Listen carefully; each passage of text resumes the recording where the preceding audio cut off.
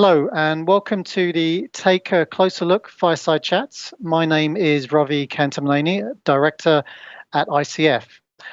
Today we are joined by Mike Barry, former Director of Sustainable Business at Marks & Spencer. Welcome, Mike. Good to be with you. What do you see as the role of businesses in the part that they can and should be playing in the green recovery? Well, Ravi, being business has got a very big role to play. I mean, firstly, business is the source of so much emissions. If you think about supply chains around the world, the energy use, potential for deforestation, waste out there. So wherever we look, business, corporate activity is driving a significant part of the climate footprint of the planet. But biodiversity loss, food waste loss, wherever we look, corporates are at the very heart of it.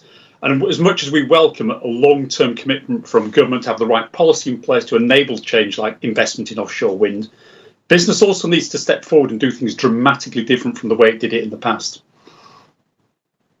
Okay, but what do you see as the challenges and the implications for them? Well, there's probably two big challenges. One is just sheer scale. I mean, I work for a relatively small global retailer, Marks & Spencer. It was selling 3 billion items a year to 32 million people. They were coming out of a couple of thousand factories. They were coming out of 20,000 farms, thousands of raw material sources, cotton fields, fisheries, forests around the world. So to track and to trace every item, its social and environmental impact, to manage them and reduce them was really difficult, particularly in the old world of Excel spreadsheets. Now that we've got artificial intelligence, we've got big data, we've got machine learning, the ability to track and trace that scale consumption model is that much easier. So that's the first challenge, is one very much of scale. The second thing is we've all grown up as businesses to be competitive. We try and win every day out there in the marketplace, and that's good. That's what capitalism is about. It drives innovation. It drives real benefit for the consumer. But we also need to understand that we share systems out there.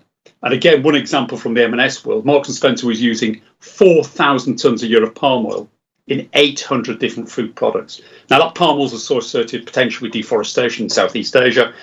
It has to be reduced. But for Marks & Spencer to track and trace the palm oil back through 7 stages of supply chain, a liquid commodity, virtually impossible on its own.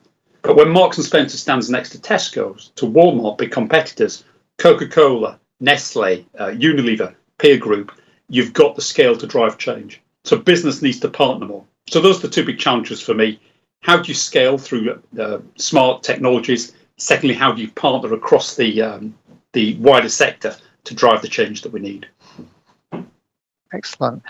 Sort of linked to that, as you know, the UK has ratified through legislation the net zero carbon target by 2050. It's one of just a few countries that have done that, and part of that, I guess, is the uncertainty in how it will be achieved. And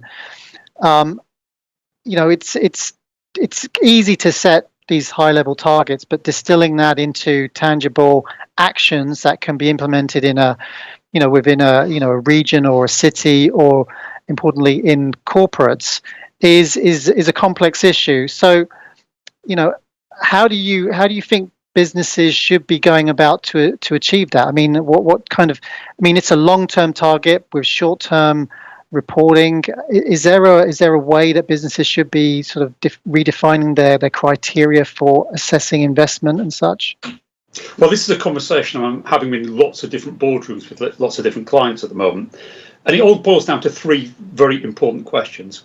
Why do you need to become sustainable? What do you need to commit to do to become sustainable? And how do you actually integrate it and implement it on the ground? Now, lots of businesses run to the what. I need a human rights target. I need a carbon target. I need a water target. Great. Yes, you do. But you also need the underpinning governance internally to make sure you deliver it. You hold your business units accountable for change.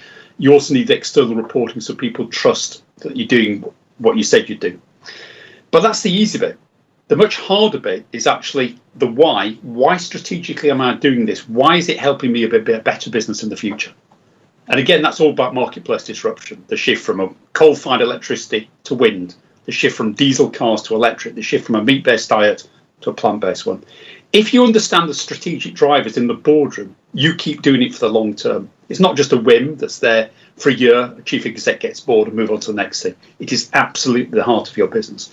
So that why question is critical.